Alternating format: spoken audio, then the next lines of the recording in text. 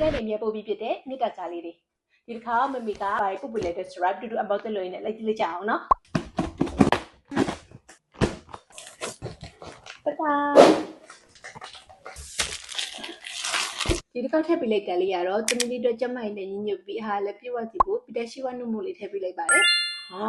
online ကနေလက်ကြည့်လိုက်တော့ပီတာရှိဝါစိတ်နုကပြမလဲတည်စီတော့ချလို့ဒီကေမှာလည်းဝယ်လို့ရပါတယ်ပီကေရဲ့ဈေးဝယ်စနာတော်တော်များများမှလည်းရပါတယ်ပီတာရှိဝါကစိတ်နုကနေထုတ်ထားမလို့အားပြည့်ဝတဲ့စိတ်နုမှုဖြစ်တဲ့အပြင်နယူးဇီလန်နိုင်ငံထုတ်မလို့အယူသွေးလည်းကောင်းတယ်ဖြစ်တဲ့ကဗနီလာနဲ့တဘာဝစိတ်နုဆိုပြီး flavor နှမျိုးရှိရမလို့ကိုကျက်တဲ့အရသာကိုရုပ်ဝက်တောက်လို့ရပါတယ်ပီတာရှိဝါမှာကတဘာဝစိတ်နု protein ပါမလို့အစာချေပြလွယ်ကူပြီးဝမ်းမှန်စေတယ်ကျန်းမာတဲ့ကြက်သားကြီးစားဖို့အတွက်လည်းထောက်ကူပြုပါတယ်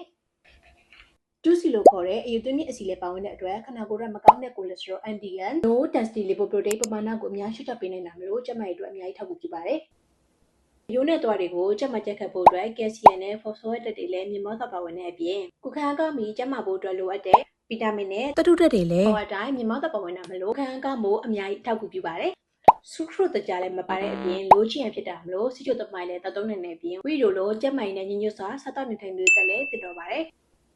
နိုးတော့တာကကျမကြီးတို့လည်းအထောက်ကူအများကြီးပြုတာမလို့ quality ကောင်းပြီးအားရရှိတဲ့နို့ကိုရွေးချယ်ဝေဖို့လိုအပ်ပါတယ်ဒါမှလည်းကိုချစ်ရတဲ့သူတွေနဲ့အကြိုက်တူတူနေနိုင်မှာပေါ့